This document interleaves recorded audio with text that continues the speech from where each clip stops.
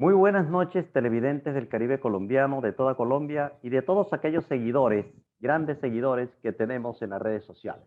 Bienvenidos a su programa Consultorio Jurídico. Soy Víctor Julio Díaz Daza. Hace poco o hace recientemente el Consejo de Estado profirió una sentencia que interpreta, regula y señala los derroteros que deben seguirse en la aplicación de los contratos de prestación de servicios, sobre todo en el sector público. Y para entender mejor las dudas presentadas por esa nueva sentencia, hemos invitado al doctor Argemiro Álvarez Jiménez. Bienvenido, doctor Álvarez, a Consultorio Jurídico. Víctor, muy buenas noches. A usted le agradezco su invitación y un saludo especial a su auditorio. El doctor Argemiro Álvarez es abogado, especialista en Derecho del Trabajo, consultor, es actualmente decano de Derecho Laboral y de los contactos con la OIT del Colegio Colombiano de Derecho Social, Colde-Social, una persona pues conocedora del tema y por eso le hemos invitado. Doctor Álvarez, nuestra primera pregunta. Con esta sentencia, ¿se acabaron los contratos de prestación de servicios en el sector público?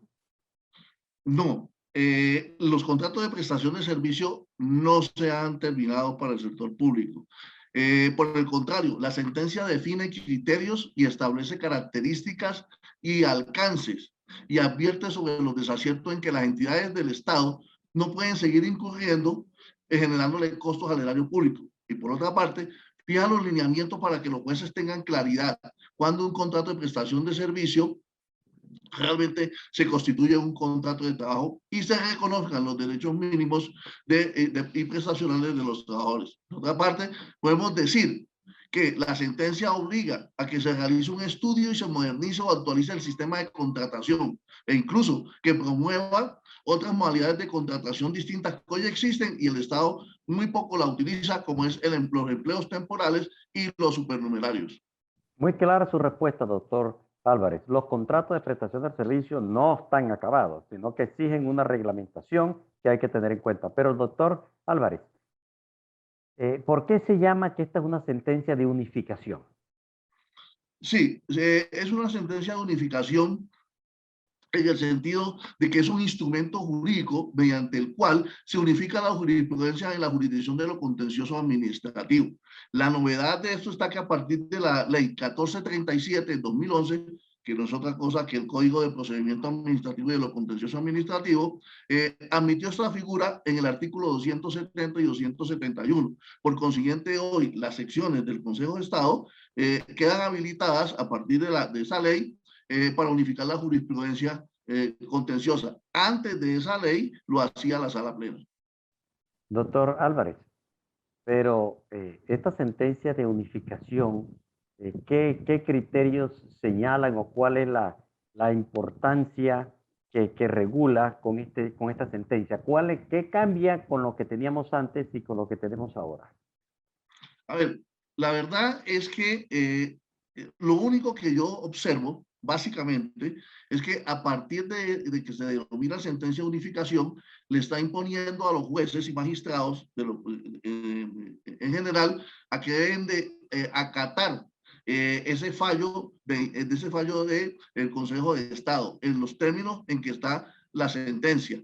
Básicamente es eso. Ahora, ¿qué es lo que busca este fallo? Busca proteger los derechos de los trabajadores. ¿Por qué? Porque resulta que si usted tiene un contrato de prestación de servicio simulado y se llega a determinar a través de una sentencia de un juez ordinario de que hay un contrato de trabajo, pues usted se da cuenta que está obligado ese juez a reconocerle los salarios y prestaciones a este trabajador, que es lo que trata en algunas entidades donde no han manejado bien estos criterios, donde tratan de economizar al Estado el no pago de las prestaciones a través de una figura jurídica que realmente no corresponde a la realidad del servicio que están prestando los trabajadores. Entonces, doctor Álvarez, ¿qué tipo de actividades se pueden prestar mediante este tipo de contratos de prestación de servicios? Bueno, para dos básicamente, que es la administración y el funcionamiento de las entidades públicas. Siempre hay que tener en cuenta que debe ser temporal el espacio de tiempo en el cual se puede ejecutar este tipo de contratos. La sentencia en alguno de sus apartes habla que toma un término de 30 días.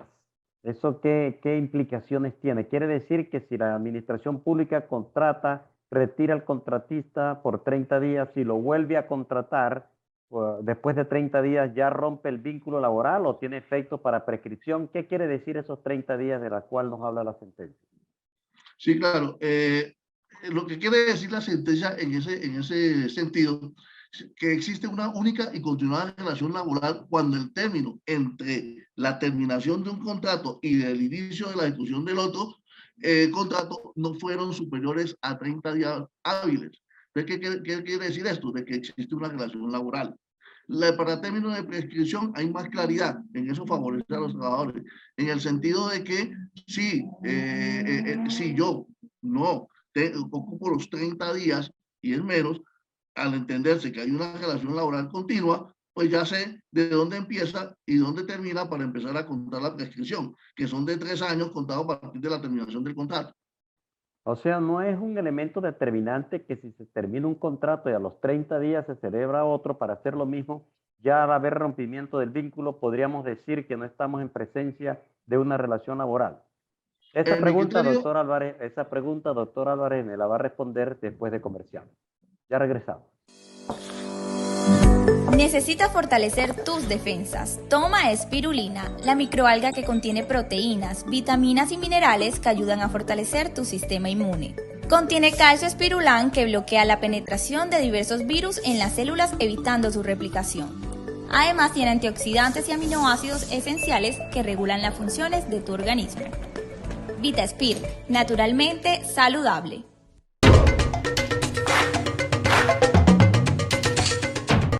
En GESELCA hay una fuerza muy poderosa que nos mueve a creer que todo es posible. Es la energía que viene de los corazones de la gente que como nosotros enfrenta grandes desafíos para alcanzar sus sueños. GESELCA, energía que construye futuro. Transelca, transporta la energía del Caribe colombiano. Ponte al día con tus impuestos distritales y ahórrate el 70% de los intereses moratorios hasta el 31 de diciembre. Paga en línea en www.barranquilla.gov.co o visítanos en las sedes de Plaza del Parque o Paseo Bolívar. Así sí paga. En Barranquilla los impuestos sí se ven. Alcaldía de Barranquilla. Soy Barranquilla.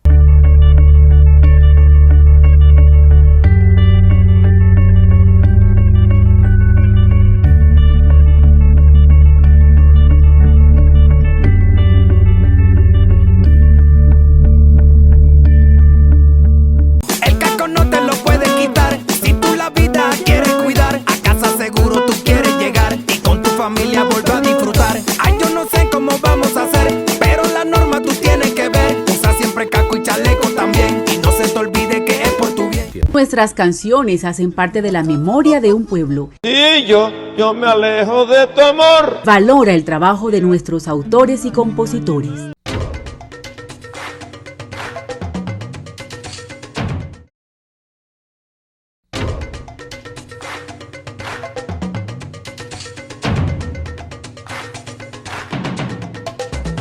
Doctor Álvarez, al terminar el segmento anterior, había una pregunta relacionada con los 30 días y su impacto. ¿Qué pasaría si a una persona la dejan por fuera 30 días y se vuelve a contratar? Ya no hay relación laboral, ¿hay otro criterio a tener en cuenta para definir si realmente hay relación laboral o no, o solamente los 30 días? Un criterio es de que si el contrato de prestación de servicios se termina y no espero que pasen o superen 30 días hábiles, existe una relación laboral. Y otra cosa es que se den los 3 elementos del contrato de trabajo ordinario. Puede que yo tenga, que de ahí es donde nace la teoría del contrato de realidad.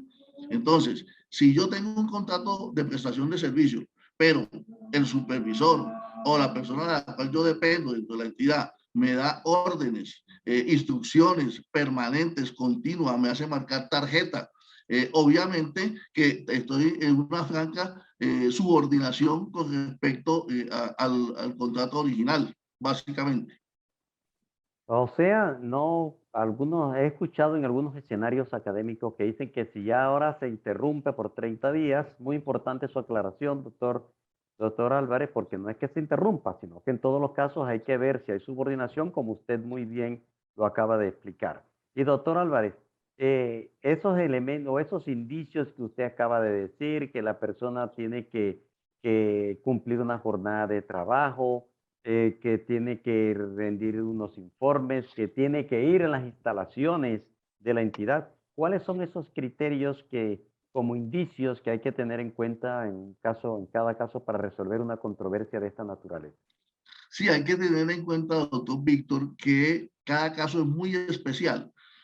No por el hecho de que de pronto en una relación de contrato de prestación de servicio, un prestador de este tenga que ir a las instalaciones de la entidad, no por ese solo hecho debemos de considerar de que hay una relación laboral. No, por el contrario. Tenemos es que mirar efectivamente es cuáles son las connotaciones que tiene ese contrato, cuáles son las consideraciones, los acuerdos a que se llegaron, porque es muy probablemente que hay información que por el volumen de la misma, el contratista no puede trasladar a sus instalaciones. Entonces le tocará ir y presentarse en las instalaciones de esa entidad a consultar esos archivos. O es muy probable que de pronto se le exija en ese contrato su presencia durante un término de horas en el día para efectos de que rinda algún tipo de informe presencial. Por eso no podemos partir de que el hecho de que se presenten las instalaciones ya es una conducta que nos indique que hay allí una simulación o un fraude contractual. En una de sus respuestas anteriores, doctor Álvarez, usted habló sobre la primacía de la realidad sobre la forma. Tenemos muchos televidentes que son abogados, pero muchos que no lo son. Por favor, expliquémosles en qué consiste este principio de primacía de la realidad sobre la forma. Sí, cómo no. El principio de la realidad sobre la realidad quiere decir que impera los hechos, como se desenvuelve la ejecución del contrato, sobre la modalidad o el nombre que se le dé. Entonces, aquí lo que uno tiene que estar muy claro es realmente cómo estoy yo ejecutando ese acuerdo contractual, más que el nombre o el documento que firmé denominado contrato de trabajo o de otra denominación que se le dé. Allí es donde yo debo estar muy pendiente de que lo que me tiene la minuta del contrato de prestación de servicio, realmente los elementos obligantes que hay los estoy ejecutando de esa manera como los pacté. Porque si no, si estoy haciendo una cosa diferente que indica que hay subordinación, por ejemplo, que hay dependencia, está plenamente identificado de que es un contrato de trabajo y no es un contrato de prestación de servicio. Eso quiere señalar cuando uno habla de contrato de realidad, que Perfecto. impera la realidad de los hechos sobre la forma que se le quiera dar a esa vinculación. En resumen, le podríamos llamar contrato de prestación de servicios, pero si hay subordinación, habrá una relación laboral en el sector público o un contrato de trabajo en el sector privado. ¿Es correcto mi interpretación? Así es, su apreciación es correcta, doctor. Ok, doctor Álvarez, pero el contratista durante el tiempo que ejecute ese contrato de prestación de servicio tiene que pagar a su cargo la totalidad de la seguridad social. Entonces, en el sector, si fuera una relación laboral o si fuera un contrato de trabajo, eso paga el contratista, paga el empleador una cotización y al empleado otra. Pero aquí todo está a cargo del contratista o el presunto contratista o el aparente contratista. En caso que se diga que realmente el vínculo es laboral, tendría ese contratista o presunto contratista derecho a la devolución de las cotizaciones, sobre todo en salud. Doctor Víctor, aquí hay algo muy particular e interesante y es que no tiene derecho a que se le restituya ese valor por algo muy sencillo, porque la ley establece ese pago obligatorio, ¿sí? Y ese pago de ese aporte es obligatorio y le exige al Estado hacer ese recaudo. Como eso está por mandato legal, por más que el juez ordene que existe una simulación y por tanto es un contrato de calidad de carácter laboral, esa sentencia no le permite al trabajador, que hoy en día es trabajador ante el prestador de servicio, no le permite poder hacer esa reclamación por el hecho que le acabo de explicar ahorita. Muy bien, doctor Álvarez. Vamos a unos mensajes comerciales y regresamos a Consultorio Jurídico.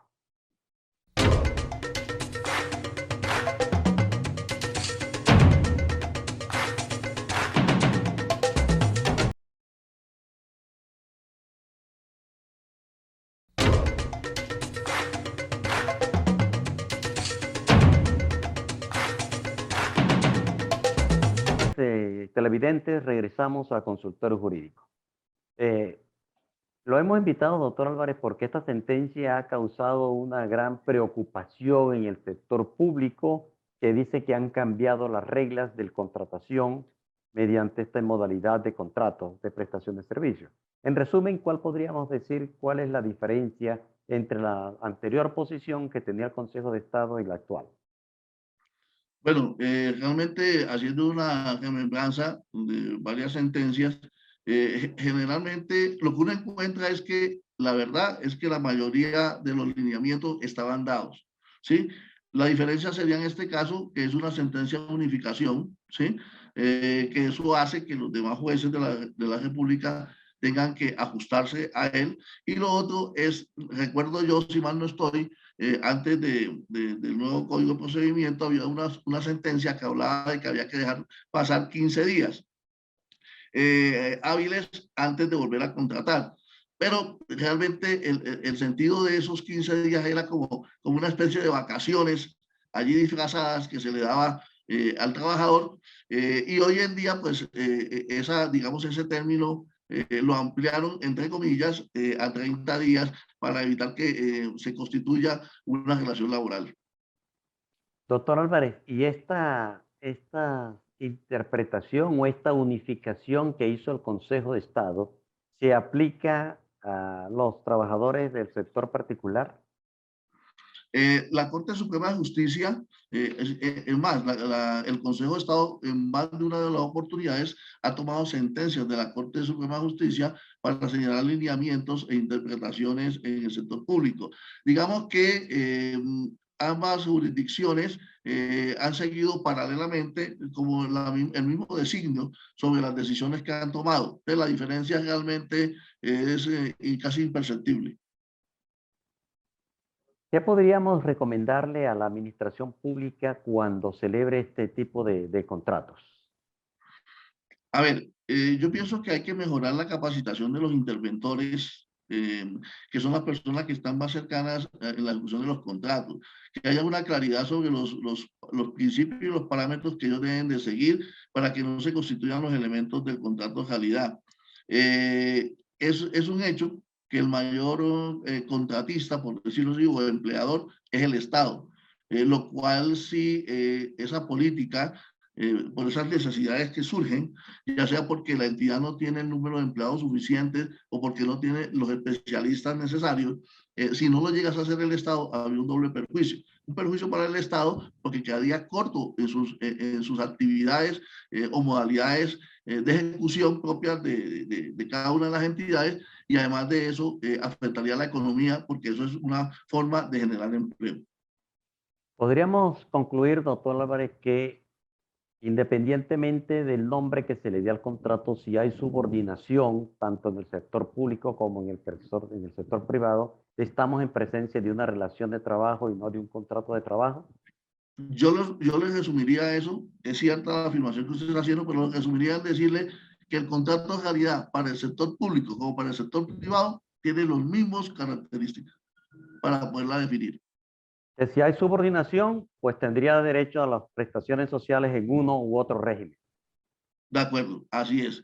Y eso es lo que a veces cuando se habla de contrato simulado de prestación de servicios del sector público, pues lo que finalmente dice en la sentencia es que se está perjudicando al trabajador porque se le está dejando de reconocer los beneficios y prestaciones que legalmente tienen derecho. Y ahí es por eso es que yo hago el comentario de que hay otras modalidades. También podemos hacer uso. como las que manifesté en renglones atrás, para efectos de que esos contratos, por ejemplo, de la administración pública, tienen prestaciones sociales. Permítame y les recuerdo que son empleos temporales y los supernumerarios. Esos tipos de contratos tienen derecho a prestaciones. Entonces, hombre, si realmente necesitamos que se nos preste un servicio y no queremos hacer un fraude o una simulación a la ley, frente a la ley, deberíamos de optar por otras modalidades que existen. Ahora, ¿qué es lo que nos va a obligar esta sentencia? A que el Estado modernice, actualice o busque otras modalidades de contratación que generen el mismo beneficio al Estado en cuanto a cumplir sus objetivos, pero que le reconozca o no definitivamente las prestaciones a estos trabajadores. Y en últimas, doctor Álvarez, si me permite interpretar sus palabras, si hay subordinación, hay un contrato, una relación laboral, y el presunto contratista tendría derecho a prestaciones sociales, y no podemos utilizar esa modalidad para desconocer derechos laborales si realmente hay subordinación. De acuerdo. No quiero decir con ello que partamos del principio de la mala fe, no. Seguramente el Estado siempre contratará del principio de la buena fe, pero desafortunadamente y de pronto hasta involuntariamente muchos supervisores de contratos o interventores de contratos pierden, digamos, el lineamiento y empiezan a incurrir en una serie de exigencias que hacen que eso que había nacido de manera legal para el cumplimiento de un objetivo del Estado se varíe su sentido y termine en una relación distinta, constituyéndose los beneficios prestacionales y salariales de que hablaba la sentencia que usted mismo ahorita hizo comentario. Muy clara su respuesta, doctor Álvarez. Muchas gracias por aceptar nuestra invitación de participar en Consultorio Jurídico. Con mucho gusto, gracias a usted y a su auditorio. Buenas noches. Buenas noches y a ustedes televidentes, los esperamos en un próximo programa de Consultorio Jurídico.